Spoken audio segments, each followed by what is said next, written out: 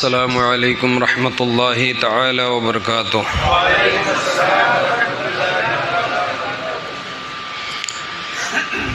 الحمد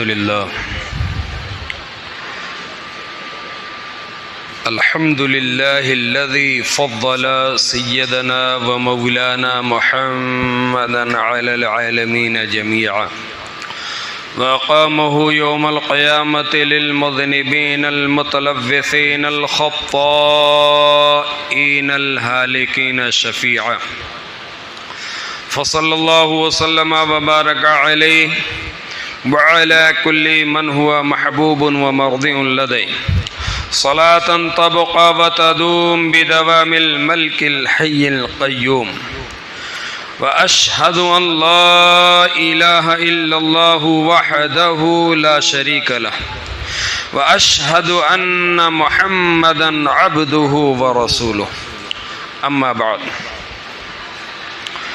فأعوذ بالله من الشيطان الرجيم، بسم الله الرحمن الرحيم. قال الله تعالى في القرآن المجيد والفرقان الحميد: ربنا واجعلنا مسلمين لك ومن ذريتنا أمة مسلمة لك وأرنا مناسكنا وتب علينا إنك أنت التواب الرحيم. ربنا وابعث فيهم رسولا منهم يتلو عليهم آياتك ويعلمهم الكتاب والحكمة ويزكيهم إنك أنت العزيز الحكيم. صدق الله مولانا العظيم وبلغنا رسوله النبي الكريم، ونحن على ذلك لمن الشاهدين والشاكرين والحمد لله رب العالمين. من علينا ربنا إذ بعث محمدا أيده بأيده أيدنا بأحمدا، أرسله مبشرا وأرسله ممجدا، صلوا عليه دائما صلوا عليه سرمدا. عزیزان ملت، گفت و شنید کا معاملہ آگے بڑھے کہ اس سے پیشتر آئیے ہم اور آپ سب سے پہلے اپنی اور ساری کائنات کے مرکز عقیدت مصطفیٰ جان رحمت صلی اللہ تعالی علیہ وآلہ وسلم کی بارگاہ ناز میں درود پاک کا ہدیہ پیش کریں اور پڑھیں بآواز بلند: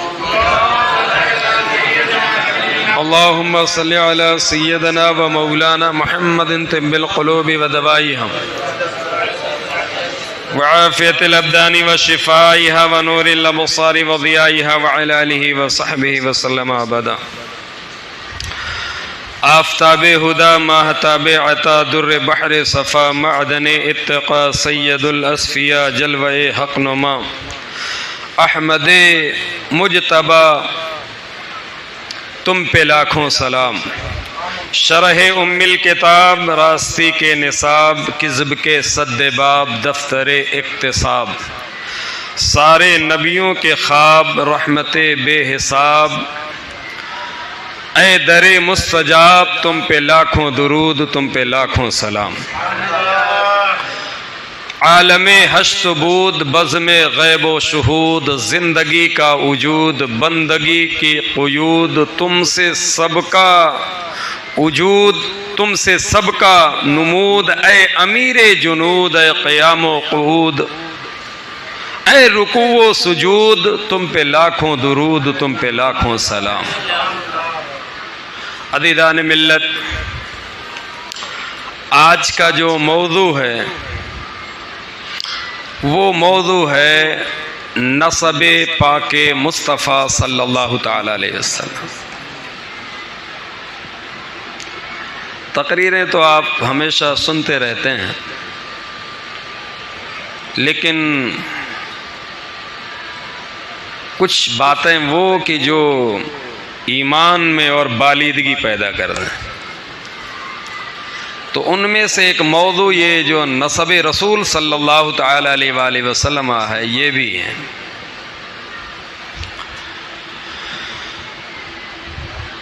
کل آپ نے حضرت ابراہیم علیہ السلام سے لے کر کے حضرت اسماعیل علیہ السلام تک سماعت کیا تھا، اور حضرت ابراہیم علیہ السلام سے لے کر کے جناب عدنان، اور عدنان سے لے کر کے حضرت عبداللہ رضی اللہ تعالی عنہ تک۔ بیچ میں حضور کے کچھ اجداد اکرام، اگر ہم ان کو بھی لیں گے تو شاید مجھے لگتا ہے کہ پورا 12 دن بھی کم پڑ جائے گا، 12 دن بھی، ہاں، تو پھر اور بھی جو موضوع ہیں وہ رہ جائیں گے۔ لہذا آج ہمیں اتنا سمجھنا ہے قرآن کی روشنی میں اور حدیث رسول کی روشنی میں کہ حضرت ابراہیم سے لے کر کے اسماعیل، اور حضرت اسماعیل علیہ السلام سے لے کر کے جناب عبداللہ تک حضور کا نور مقدس جو ہے مومنین کے صلبوں سے ہوتا ہوا آیا ہے، مسلمین کے صلبوں تک سے ہوتا ہوا آیا ہے۔ اب آپ کہیں گے کہ مسلم تو حضور کے آنے کے بعد جو ایمان لائے وہ ہوئے، یہ ہے لوگوں کی خام خیالی۔ جتنے انبیاء آئے وہ سب مسلم تھے، کیا تھے؟ سب مسلم تھے، اور سب کا جو پیغام تھا وہ اسلام تھا، اور اللہ کی وحدانیت، اس کی صمدیت، اس کی ربوبیت تھی۔ آقا علیہ السلام فرمایا کرتے تھے، جب اپنا میلاد حضور خود بیان فرماتے تو کہتے، لوگو میں دعائے ابراہیم ہوں، میں دعائے، اور میں اپنی ماں آمنہ کے خواب کی تعبیر ہوں، اور میں بشارت عیسیٰ ہوں۔ دیکھیں، جو مسلمان ہیں وہی حق پر ہیں، جو مسلمان ہیں وہی حق پر ہیں، اور جو مسلمان ہیں وہی حضرت ابراہیم کو پسند ہیں۔ قرآن مقدس کی آیت سماعت کریں، ربنا واجعلنا مسلمین لک ومن ذریتنا امۃ مسلمۃ لک۔ اللہ فرما رہا ہے، سورۃ البقرہ ہے، اور آیت نمبر 128 ہے، آیت نمبر 100۔ اے ہمارے رب، اے ہمارے رب، اور اعلی حضرت امام محمد رضا نے جو ترجمہ کیا ہے وہ یہ ہے، اے رب ہمارے، اے رب ہمارے، اے رب۔ ہاں، ایک طبقے نے اور ترجمہ کیا ہے، وہ کیا کیا معلوم ہے ترجمہ؟ بسم اللہ الرحمن الرحیم، میں شروع کرتا ہوں اللہ کے نام سے۔ چلو بھائی ٹھیک ہے، آپ شروع کرتے ہو، لیکن اگر کرتی والی نے کیا تو وہ کیا پڑھے گی؟ اور اگر بیچ والے نے قرآن پڑھنے کا ارادہ کیا تو وہ کیا کہے گا؟ خدا جب دین لیتا ہے تو عقلیں، جب اس طریقے کا کوئی بھی ترجمۃ القرآن ہاتھ میں آئے، سمجھ جاؤ یہ حضور کے وفادار کا ترجمہ نہیں ہے۔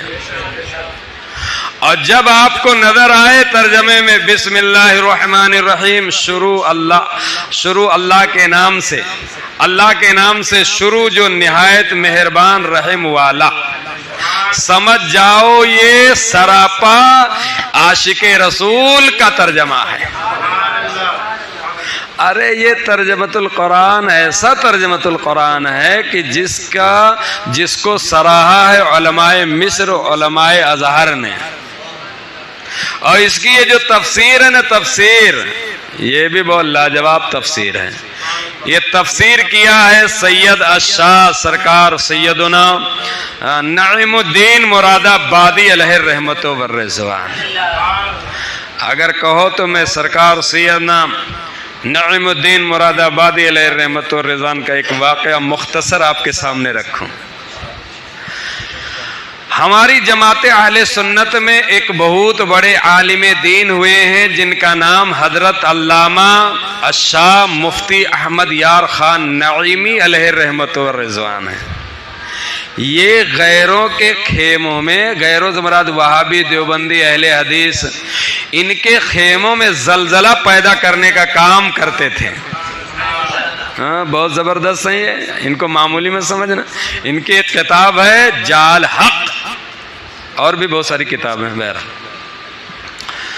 تو حضرت مفتی احمد یار خان نعیمی کہتے لوگوں میں حج کے لیے مکۃ المکرمہ گیا، اور مناسک حج سے جب میں فارغ ہوا تو مدینہ منورہ آیا، اور جب مدینہ منورہ روضہ رسول کے سامنے آیا تو میں باادب ہو کر کے حضور پہ صلاۃ و سلام پیش کرنے لگا۔ اتنے میں میری نظر سید علامہ سید شاہ نعیم الدین مراد آبادی علیہ رحمت و رضوان پہ پڑی۔ یعنی مفتی احمد یار خان نعیمی کہتے ہیں کہ وہاں تمام عاشق جو ہے بادب صلاۃ و سلام پیش کر رہے تھے، میں بھی پیش کر رہا تھا، اور میں نے دیکھا کہ حضور سید نعیم الدین مراد آبادی صدر الافاضل جلوہ گر ہے۔ تو آپ نے سوچا کہ میں ابھی سلام پیش کر لوں تو جا کر کے ملاقات کروں گا۔ کہتے ہیں کہ میں صلاۃ و سلام پیش کر رہا تھا، اب جب میں نے پھر نظر اٹھا کے دیکھا تو حضور صدر الافاضل وہاں سے غائب ہیں، وہاں ہے ہی نہیں، وہاں ہے ہی نہیں۔ تو آپ کہتے میں مسجد نبوی شریف میں ڈھونڈا، اور مسجد نبوی کے آزو بازو میں ڈھونڈا، میں ڈھونڈ رہا ہوں کہ آخر ابھی یہاں تھے، ابھی گئے کدھر؟ میں نے اپنی نظروں سے دیکھا کہ حضور صدر الافاضل صلاۃ و سلام پیش کر رہے ہیں۔ پھر اس کے بعد اس وقت شیخ العرب والعجم حضرت علامہ ضیاء الدین مدنی قادری رضوی علیہ رحمت و رضوان بہت بڑے عاشق رسول تھے۔ جب بھی ہندوستان کے بڑے ہمارے اکابر جاتے تو ان سے ملاقات کرتے تھے۔ تو حضور مفتی احمد یار خان نعیمی علیہ رحمت و رضوان کے دل میں بات آئی کہ ہونا ہو فاتحہ صلاۃ و سلام پڑھ کر کے شیخ العرب والعجم کی بارگاہ میں چلے گئے ہوں گے، چلتے ہیں وہاں پر۔ حضور مفتی احمد یار خان نعیمی وہاں پہنچے۔ جب وہاں پہنچے تو پوچھا کہا سرکار کیا حضور نعیم الدین مراد آبادی علیہ رحمت تشریف لائے؟ کہا نہیں، وہ تو یہاں تشریف نہیں لائے۔ کہا حضور اب بھی میں نے مواجہ شریف کے سامنے ان کو صلاۃ و سلام پڑھتے ہوئے دیکھا، میں بھی پڑھ رہا تھا۔ میں نے کہا جب صلاۃ و سلام سے فارغ ہو جاؤں گا تو ملاقات کروں گا، لیکن میں نے پوری مسجد نبوی میں ڈھونڈ لیا، اطراف و اکناب میں ڈھونڈ لیا، کہیں نظر نہیں آئے، جنت البقیع میں ڈھونڈ لیا، کہیں نظر نہیں آئے، یا شیخ العرب والعجم کی بارگاہ میں حضور مفتی احمد یار خان نعیمی کہتے میرے دل میں خیال آیا کہ ہو سکتا ہے کہ آپ کے پاس آ گئے ہوں، آپ بھی فرما رہے ہیں کہ یہاں نہیں آئے۔ وہ تو اتنی گفتگو ہو ہی رہی تھی، جب گفتگو سے فارغ ہوئے مفتی احمد یار خان نعیمی حیرت و استعجاب میں ہیں، ابھی میں نے دیکھا تو آخر صدر الافاضل گئے کہاں پر، اور کدھر جا کر کے چھپ گئے، کہیں نظر نہیں آ رہے ہیں۔ ادھر یہ سوچ ہی رہے تھے کہ مراد آباد کی سرزمین سے ایک تار حضور ضیاء الدین مدنی القادری کی بارگاہ میں جاتا ہے۔ اس وقت موبائل کا دور نہیں تھا، تار کا دور تھا۔ تار پہنچتا ہے، اور جب تار پہنچا تو بتایا گیا کہ حضور سید نعیم الدین مراد آبادی صدر الافاضل، جنہوں نے قرآن مقدس کے کنز الایمان ترجمہ کنز الایمان کی تفصیل خزائن العرفان لکھی ہے، ان کا انتقال ہو چکا ہے۔ اور جب انتقال کی خبر شیخ العرب والعجم سنتے ہیں، مفتی احمد یار خان نعیمی کو بلاتے ہیں، کہا تم نے ابھی دیکھا ہے؟ کہا ہاں حضور میں نے ابھی دیکھا ہے۔ کہا جسے تم دیکھے ہو ان کے انتقال کی خبر مراد آباد سے آ گئی ہے۔ مفتی احمد یار خان نعیمی حیرت و استعجاب میں پڑ گئے، لیکن دماغ کو ٹھکانے لگاتے ہیں اور کچھ اطمینان حاصل کرتے ہیں۔ اطمینان حاصل کرنے کے بعد میں اب جو مواجہہ شریف میں جب کھڑے تھے وہ وقت کون سا تھا اور تار کس وقت آیا، اس وقت کو جب ملایا تو ملانے کے بعد فرد محبت سے تڑپ اٹھے اور کہا کہ روح مراد آباد میں نکلی،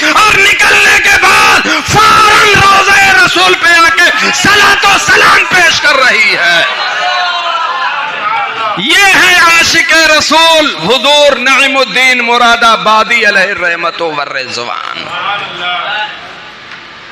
روح پرواز کی جس میں خاکی مراد آباد میں ہے اور روح روضہ رسول پہ پہنچ چکی ہے. اللہ اللہ کیا عشق تھا ہمارے اکابر کا. اللہ اللہ کیا عشق تھا.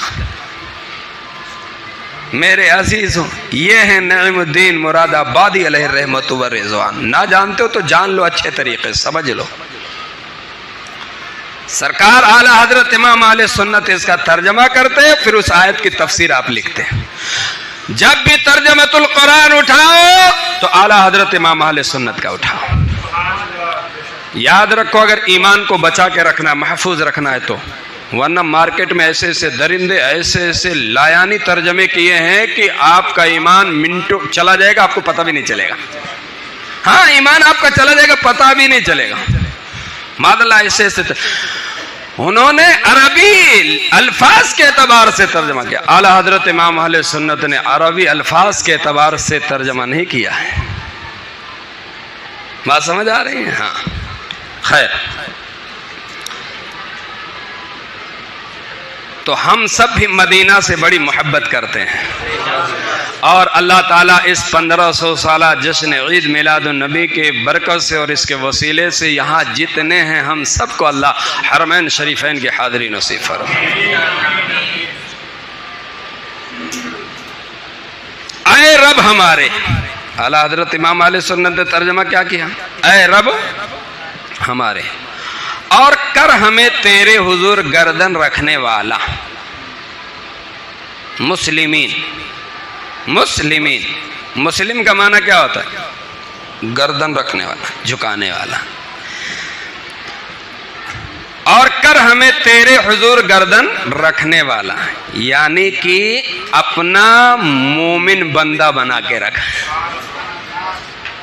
یہ تو اپنے لیے حضرت ابراہیم علیہ السلام نے دعا کی, لیکن حضرت ابراہیم علیہ السلام نے ہمارے لیے بھی اور آپ کے لیے بھی دعا کی ہے, اور اسی دعا کی برکت سے آج ہم اور آپ مسلمان ہیں. کیا ہیں؟ مسلمان. دیکھو نا, وَمِن ذُرِّيَّتِنَا أُمَّةً مُسْلِمَةً لَكَ, اور ہماری اولاد میں سے ایک امت, ہماری اولاد میں سے ایک امت تیری فرما بردار ہوں. میری اولاد میں سے ایک امت تیری فرما بردار ہو. تو یہ کب دعا کی جا رہی تھی؟ اس وقت جب آپ نے کعبہ تعمیر کر لیا تھا. اور اس وقت آپ کے ساتھ کون تھے؟ حضرت اسماعیل علیہ السلام تھے. اور حضرت اسماعیل علیہ السلام میں کوئی نبی نہیں آیا سوا ہمارے آپ کے آقا محمد الرسول اللہ کے. اب اگر کوئی کہے کہ حضرت اسحاق تھے, تو جناب حضرت اسحاق کے بیٹے حضرت یوسف ہیں, وہ حضرت یعقوب ہیں, اور حضرت یعقوب کے بیٹے حضرت یوسف ہیں, اور وہیں سے وہ بنی اسرائیل, انبیاء بنی اسرائیل کا سلسلہ چلا. تو جو اسرائیلی ہیں وہ حضرت یعقوب کی نسل سے ہیں, اور جو مسلمین ہیں وہ حضرت اسماعیل کی نسل سے ہیں. اور یہاں پر اللہ کی بارگاہ میں گردن جھکانے والے کون ہیں؟ اسرائیلی ہیں یا مسلمین ہیں؟ بولو کون ہیں؟ حضرت ابراہیم کی بارگاہ میں کون مقبول ہے؟ مسلمین ہیں یا بنی اسرائیل؟ تو پتہ یہ چلا کہ ہر دور میں مسلمین رہے ہیں, ہر دور میں ایمان والے رہے ہیں. یہاں پر بھی میرے مصطفیٰ کا میلاد بیان ہو رہا ہے, میرے مصطفیٰ کی آمد کا ذکر ہو رہا ہے, میرے مصطفیٰ کی تشریف آوری کا تذکرہ حضرت ابراہیم علیہ السلام اپنے بیٹے کے ساتھ کر رہے ہیں, اور عرض کرتے ہیں اے ہمارے رب, ہماری اولاد میں سے ایک امت تیری فرما بردار ہو, اور ہمیں ہماری عبادت کے قاعدے بتاؤ, اور ہم پر اپنی رحمت کے ساتھ رجوع فرما.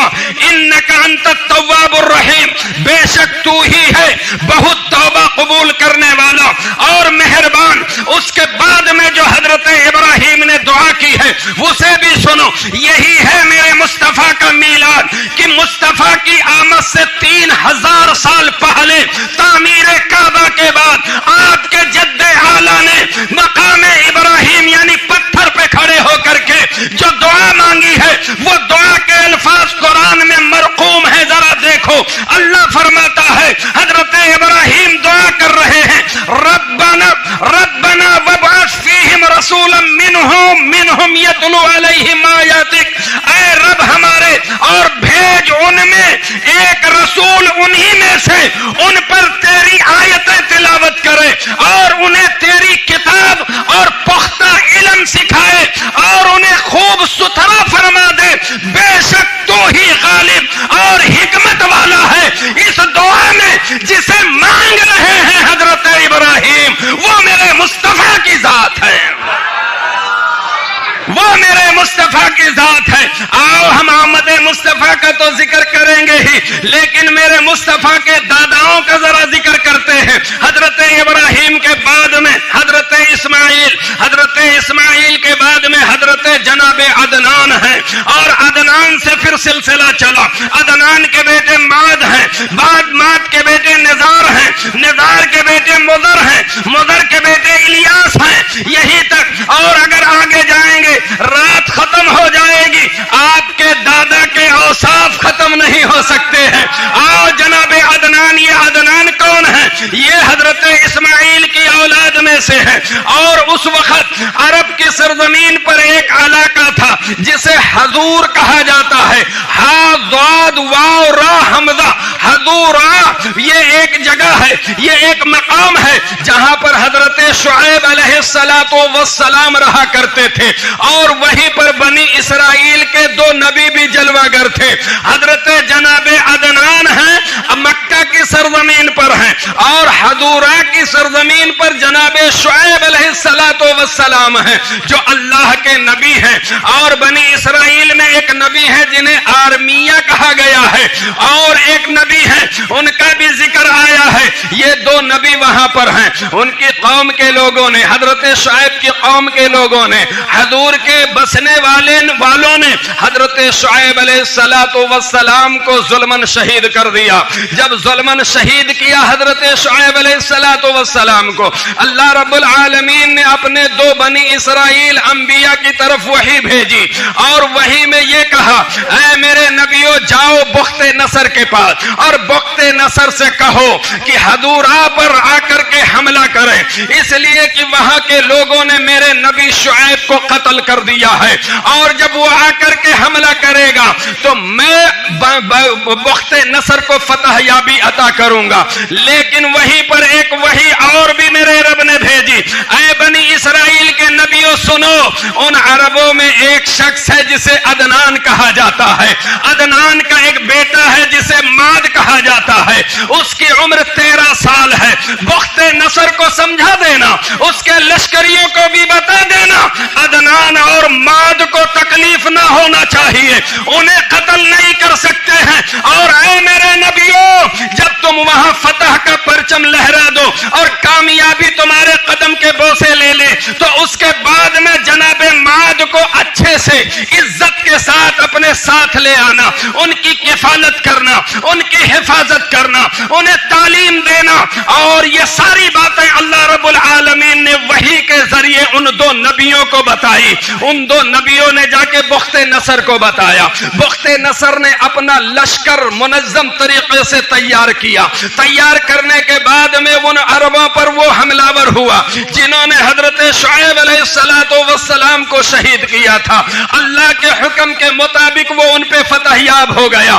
عدنان کے جھنڈے کے سائے تلے پورا عرب جمع ہو گیا تھا, لیکن چونکہ ان لوگوں نے حضرت شعیب کو قتل کیا تھا, شہید کیا تھا, وہاں پر وہ شکست کھا جاتے ہیں. پورا کا پورا عرب جو ہے شکست فاش ہو جاتا ہے. ان 2 نبیوں نے جناب ماد کو لیا, بڑی عزت کے ساتھ اپنے علاقے میں لے کے گئے, اور وہاں پر ان کے رہنے کا معقول انتظام کیا. اور میرے رب نے یہ بھی بتا دیا تھا, کان کھول کر کے سن لو, ابھی میرے مصطفیٰ کی ولادت نہیں ہوئی ہے, لیکن میرا رب دونوں نبیوں کو بتا رہا ہے وہ جو میرے عدنان کا بیٹا ماد ہے نا,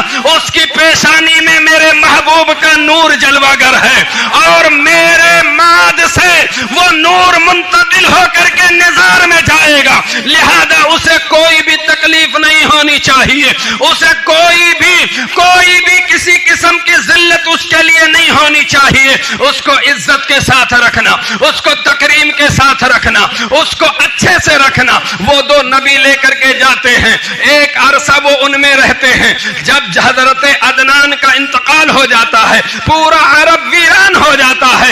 एक मर्तबा अरब को सबसे पहले जो बसाया हजरत इब्राहिम के बेटे इस्माइल और उनकी माँ और कबीले जुरहुम ने बसाया था, लेकिन अदनान पे आकर के अरब फिर इधर उधर हो गया, पूरा का पूरा वीरान हो गया। अदनान के कबीले में और भी जो लोग थे, कुछ शाम चले गए, कुछ यमन चले गए।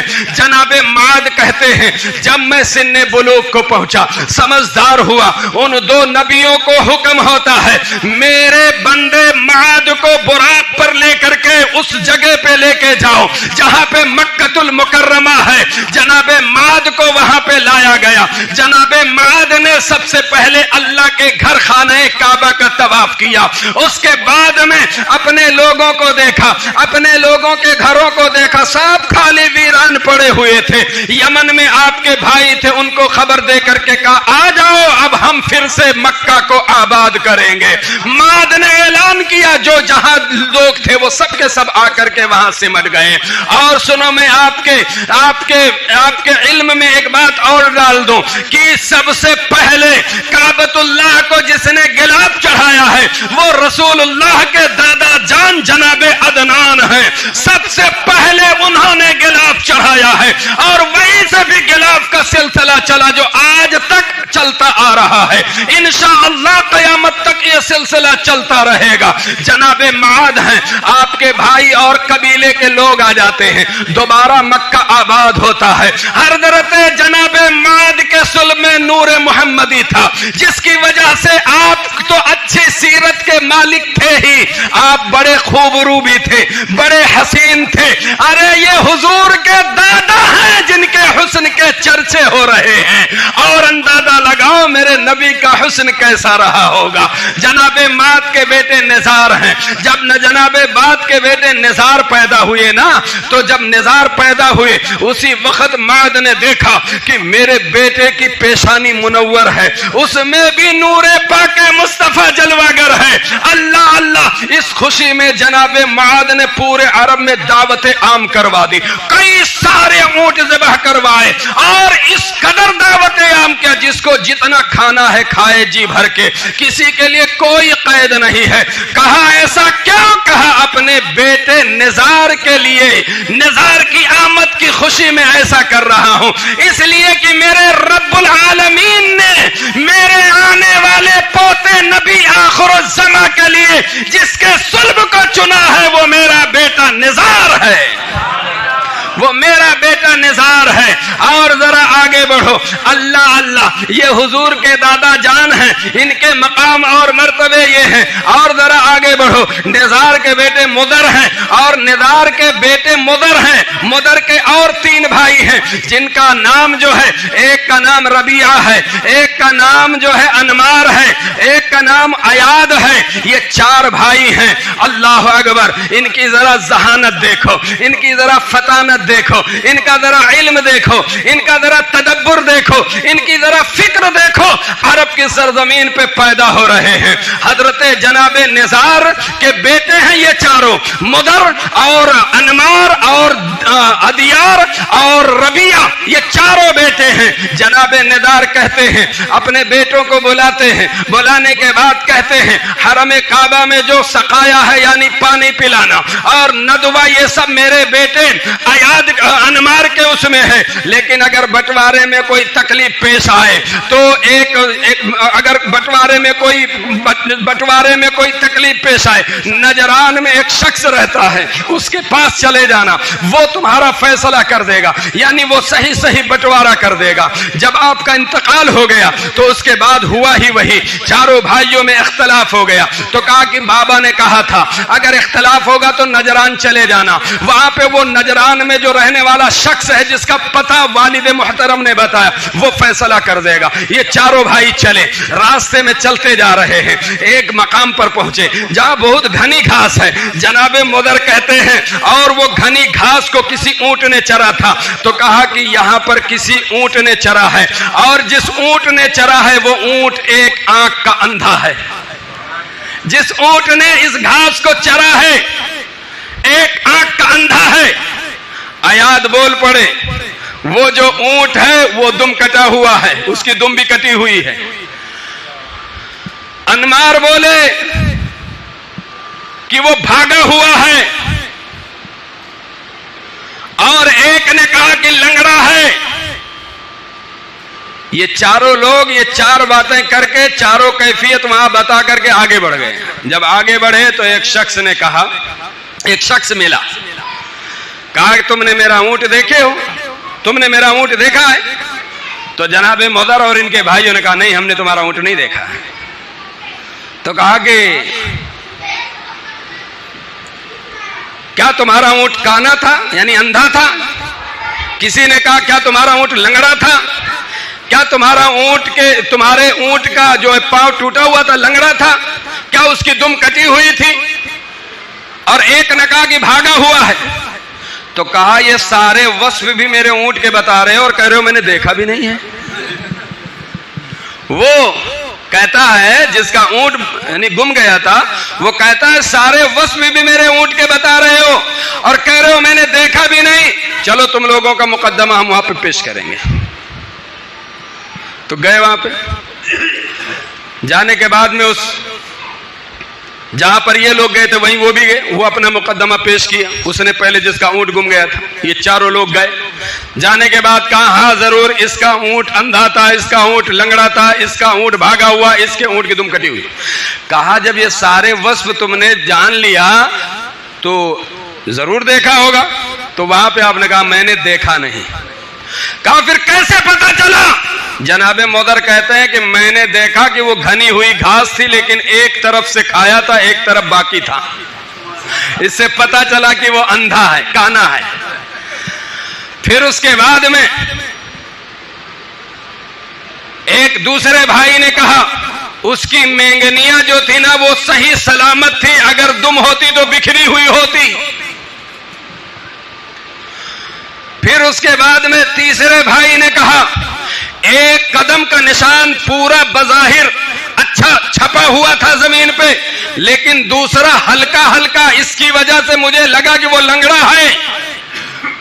اور وہ گھاس وہاں پر گھنی ہوئی تھی، اس نے پیٹ بھر کے نہیں کھایا، وہ تھوڑا کھایا آگے بھاگ گیا، اس سے پتا چلا یہ بھاگا ہوا ہے۔ کہا جب تم اتنی فہم و فراست والے ہو تو میرے پاس فیصلے کے لیے کیوں آئے ہو؟ کہ میرے بابا نے کہا تھا اگر کوئی اختلاف ہو جائے تو فلاں شخص کے پاس چلے جانا، میں اپنے بابا کے کہنے کے مطابق آیا ہوں۔ یہ ہے فہم و فراست حضور کے دادا کی، مدر کی، اور مدر کے تینوں بھائیوں کی۔ بات سمجھ آ رہی ہے کچھ کی نہیں آ رہی ہے؟ پھر اس کے بعد میں ان کے سامنے بڑھیا کھانا پیش کیا گیا، بکری کا گوشت کھائے ہوئے۔ اس کے بعد شراب پیش کی گئی۔ جب شراب پیش کی گئی تو جناب مدر کہتے شراب تو بڑی اچھی ہے، کاش کی یہ جس درخت کے پھل سے بنائی گئی ہے اگر وہ درخت قبر پہ نہ اگائی گئی ہوتی، نہ اگا ہوتا۔ اللہ، شراب دیکھ کر کے کہہ رہے ہیں کہ یہ جس انگور سے بنائی گئی ہے وہ انگور کا درخت قبر پہ اگا ہے۔ دوسرا بھائی کہتا ہے گوشت تو کیا کہنا بہت لذیذ تھا، لیکن کاش کی اگر وہ کتیا کے دودھ سے پلی نہ ہوتی۔ تیسرا بول پڑا جس کے سامنے یہ بات ہو رہی ہے تعجب ہے کہ اس کے نسب کی نسبت اس کے باپ کے علامہ کی طرف ہو رہی ہے۔ چوتھے نے کہا یہ جو گفتگو ہو رہی ہے کاش کی ہمارے مقصد کی کامیابی کے لیے ہوتی۔ وہ محو حیرت تھا کہ یہ آپس میں کون سی پہیلیاں بجھا رہے ہیں، لیکن چونکہ وہ بھی سمجھدار تھا پہیلیاں نے، وہ سیدھا سب سے پہلے اپنی ماں کے پاس گیا، کہا مجھے بتاؤ میرا باپ کون ہے؟ کہا بات دراصل یہ کہ تمہارے باپ میں وہ صلاحیت تھی نہیں، تمہارے باپ کے جائیداد زیادہ تھی، میں غیر کے پاس گئی، وہ مجھ پر آیا اور اس نے اس کی وجہ سے تم پیدا ہوئے، لہذا تم حلالی نہیں ہو۔ وہ آیا مطبخ یعنی جس نے کھانا بنایا تھا، یہ بکری کیسی ہے؟ تو وہ کہتا ہے جس بکری نے اس بکری کو جنا تھا، جننے کے بعد وہ بکری مر گئی تھی تو میں نے کتیے کے دودھ کو پلا کر کے اس کی پرورش کی ہے۔ اس کے بعد میں شراب بنانے والے کے پاس گیا، کہا تم یہ شراب کہاں سے بنائے ہو؟ کہا کہ ایک انگور کا درخت ہے اور وہ انگور کا درخت تمہارے باپ کی قبر پہ اگا ہوا ہے، اسی انگور کا بنا ہوا ہے۔ اللہ اکبر! وہ سر پکڑ کے بیٹھ جاتا ہے، وہ کہتا ہے صاحب فراست اور صاحب فہم تم ہو جو ہمارے راز سے پردے اٹھا رہے ہو، تم ضرور محتم بالشان ذات ہو۔ یہ ہے حضور کے دادا جناب مضر۔ جب داداؤں کا یہ حال ہے تو میرے مصطفیٰ کا حال کیا ہوگا؟ یہ ہے داداؤں کا حال کہ دیکھ کر کے شراب کو پتہ لگا لیتے تھے، جس گوشت کو کھاتے تھے پتہ لگا لیتے تھے کہ یہ کس کا دودھ پی ہوئی ہے۔ یہ شان ہے حضور کے داداؤں کا، اور یہ جتنے دادا ہیں حضور کے، یہ سب کے سب مسلمان ہیں، یہ سب کے سب کیا ہیں؟ مسلمان ہیں۔ آؤ میں آپ کو حدیث پاک کی روشنی میں بتاتا ہوں تاکہ بات ایک دم کلیئر ہو جائے اور ایک دم یقین کامل ہو جائے کہ اللہ رب العالمین نے میلاد مصطفیٰ کو بڑے پاکیزہ طریقے سے منانے کا حکم سنیوں کو دیا ہے۔ الحمدللہ ثم الحمدللہ۔ سنیے، ایک بہت بڑے عالم دین ہے علامہ سید آلوسی، ان کی ایک کتاب ہے، اس کتاب کا نام ہے بلوغ العرب فی معرفت احوال العرب۔ یہ کتاب ہے، اس میں آپ لکھتے ہیں، کیا لکھتے ہیں؟ ذهب كثير من العلماء الى ان جميع اصول النبي صلى الله عليه وسلم من الآباء والامهات كانوا موحدين في اعتقادهم مؤمنين بالبعث والحساب وغير ذلك مما جاءت به الحنفية من الاحکام۔ یہ علامہ آلوسی علیہ الرحمہ لکھ رہے ہیں، کیا لکھ رہے ہیں؟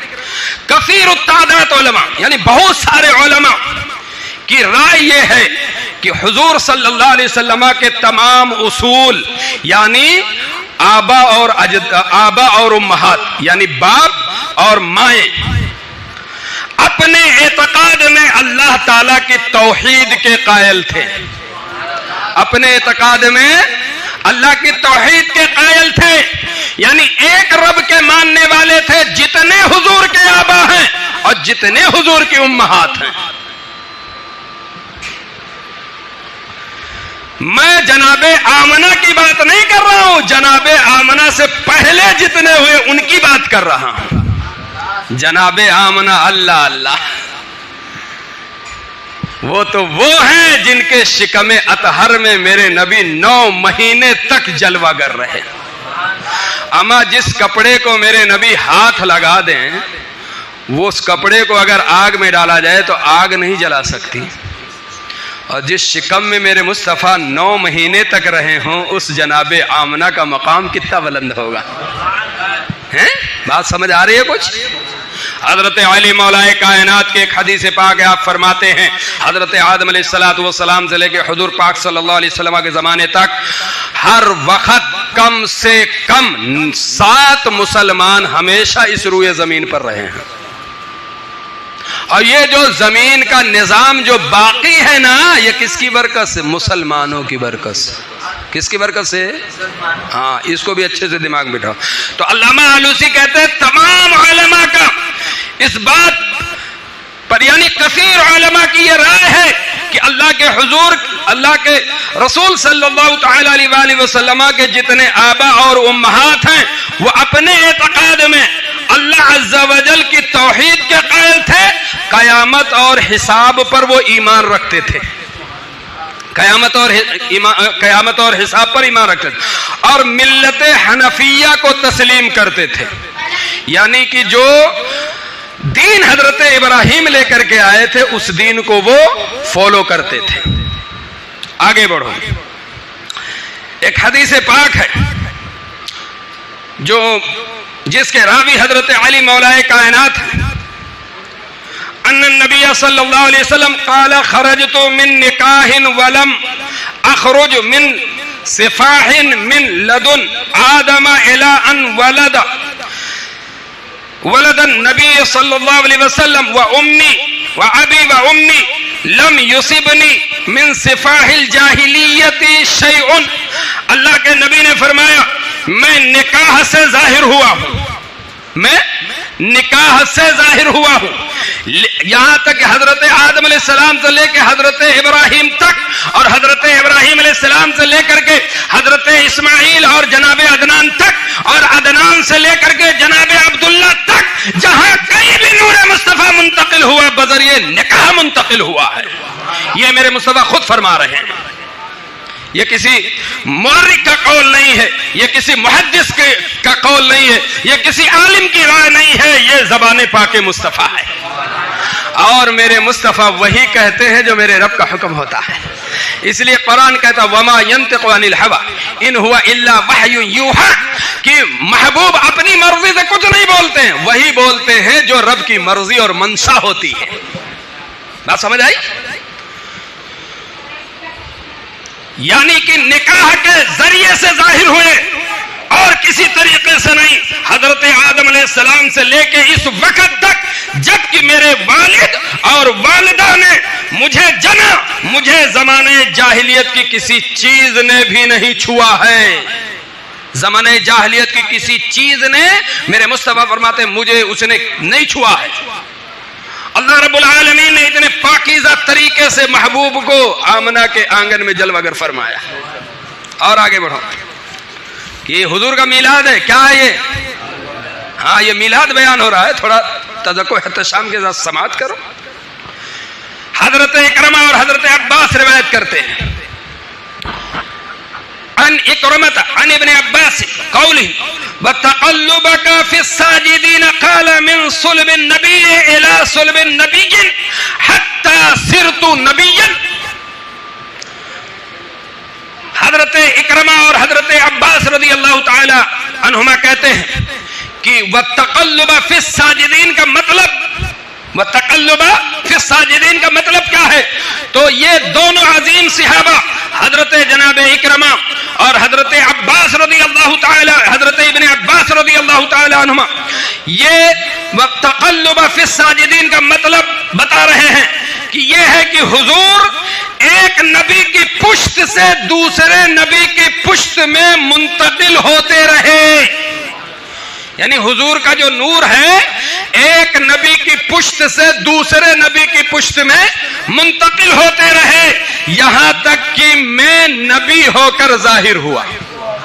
حتی صرتو نبیہ، میرے آقا فرماتے ہیں میرا نور ایک نبی کے صلب سے دوسرے نبی کے صلب میں منتقل ہوتا رہا، میرا نور ایک ماں کے ایک باپ کے صلب سے میں کروٹیں لیتا رہا، اور کروٹیں لیتا لیتا دوسرے نبی کے صلب میں جا کے کروٹیں لیتا رہا، اس طریقے سے کروٹیں لیتا رہا یہاں تک کہ میرا نور صلب عبداللہ میں آیا، اور صلب عبداللہ سے رحم مادر جناب آمنہ میں آیا، اور حتی صرت نبیہ 12 ربیع الاول کو میرے رب نے مجھے نبی بنا کر کے بھیج دیا۔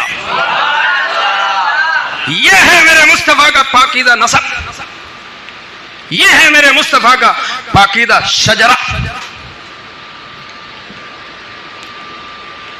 ایک اور حدیث پاک سنو،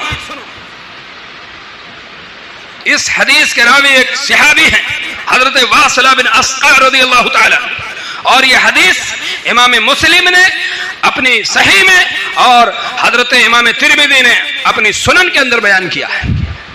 خود میرے مصطفیٰ کے کلمات طیبات ہیں، خود میرے مصطفیٰ فرما رہے ہیں، کوئی مائی کا لال اسے ضعیف یا موضوع یا کوئی کسی طرح اس پر جو ہے حکم نہیں لگا سکتا۔ سنو حدیث پاک، عن واصلة بن الأسقع رضي الله عنه قال قال رسول الله صلى الله عليه وسلم ان اللہ اصطفى من ولد ابراہیم اسماعیل واصطفى کنانۃ من بنی اسماعیل واصطفى من بنی کنانۃ قریشا واصطفى من قریش بنی ہاشم واصطفانی من بنی ہاشم.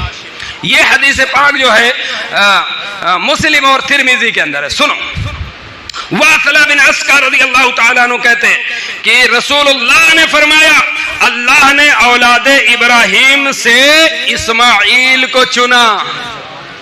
یعنی حضرت ابراہیم کی جو اولاد تھی اس میں سے کس کو چنا؟ حضرت اسماعیل کو. اور اسماعیل میں سے اللہ نے ایک قبیلے کو چنا جس کو کنانا کہا جاتا ہے. اور کنانا سے اللہ کے نبی کنانا میں سے اللہ رب العالمین نے قریش کو چنا اور قریش میں سے ہاشم کو چنا. اور میرے مصطفیٰ فرماتے ہاشم میں سے مجھے چن لیا. یہ میرے مصطفیٰ کا فرمان ہے. پتہ چلا میرے مصطفیٰ کا نسب اور میرے مصطفیٰ کا شجرہ ایک دم پاکیزہ ہے. الحمدللہ ثم الحمدللہ. اور اس پاکیزہ نبی کے ہم لوگ پاکیزہ امتی ہیں. پاکیزہ نبی کے ہم پاکیزہ امتی ہیں. تو یہ میرے مصطفیٰ صلی اللہ تعالی علیہ وآلہ وسلم کا شجرہ نسب تھا جو میں نے آپ کے سامنے رکھا. اب اگر اس میں میرے بیان کرنے میں کہیں کوئی خطا خامی واقع ہوئی ہو اللہ رب العالمین اسے معاف فرمائے اور ہمیں حضور پاک صلی اللہ تعالی علیہ وآلہ وسلم کے شجرہ اور نسب کو صحیح طریقے سے بیان کرنے کی توفیق رفیق عطا فرمائے. اعلیٰ حضرت امام اہل سنت کہتے ہیں کہ سب سے اولا و اعلیٰ ہمارا نبی. اعلیٰ حضرت نے ایسا ہی نہیں کہا سب سے اولا و اعلیٰ ہمارا نبی، ایسا ہی نہیں کہا. ہاں، سب سے اولا و اعلیٰ ہمارا نبی، سب سے بالا و والا ہمارا نبی، اپنے مولا کا پیارا ہمارا نبی، اپنے دونوں عالم کا دولہا ہمارا نبی.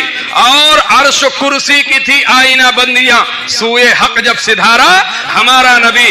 خلق سے اولیاء، اولیاء سے رسول اور رسولوں سے اعلیٰ ہمارا نبی. سارے اونچوں میں اونچا سمجھیے جسے ہے اس اونچوں سے اونچا ہمارا نبی. سارے اچھوں میں اچھا سمجھیے جسے ہے اس اچھوں سے اچھا ہمارا نبی. اور سنو اعلیٰ حضرت امام اہل سنت فرماتے ہیں کون دیتا ہے دینے کو منہ چاہیے، دینے والا ہے سچا ہمارا نبی. کون دیتا ہے دینے کو منہ چاہیے، دینے والا ہے سچا ہمارا نبی. ان کی مہک نے گنچے کھلا دیے ہیں، جس راہ چل گئے ہیں کوچے بسا دیے ہیں. اللہ کیا جہنم اب بھی نہ سرد ہوگا، رو رو کے مصطفیٰ نے دریا بہا دیے ہیں. وما علینا الا البلاغ. السلام علیکم. کھڑے ہو جائیں. صلاۃ والسلام.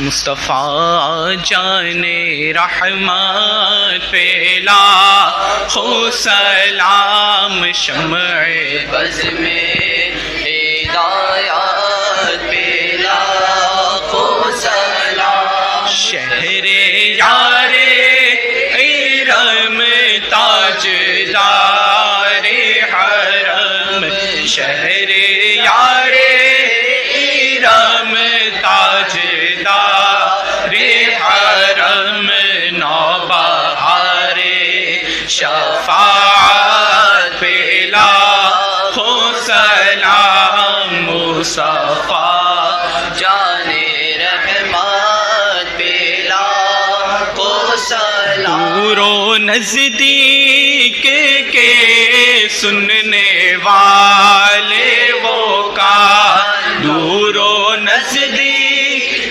کے سننے والے وہ کان، کان لالے کرامت پہ لاکھوں سلام. مصطفیٰ جان رحمت پہ لاکھوں سلام. غوث اعظم امام التقیٰ والنقیٰ، غوث اعظم امام التقیٰ والنقیٰ، جلوہ شان سلام مصطفیٰ جان رحمت پہ لاکھوں سلام ڈال دی قلب میں عظمت مصطفیٰ ڈال دی قلب میں عظمت مصطفیٰ سیدی اعلی حضرت لاکھوں سلام مصطفیٰ جان رحمت پہ لاکھوں سلام ہم وہی بے شرم و بد ہے تم وہی کامل حیا ہو کیوں رضا مشکل سے ڈریے جب نبی مشکل کشا ہو یا نبی سلام علیکہ یا رسول سلام علیکہ یا حبیب سلام علیکہ صلوات اللہ علیکہ آپ کا تشریف لانا وقت بھی کتنا سہانا جگمگا اٹھا زمانہ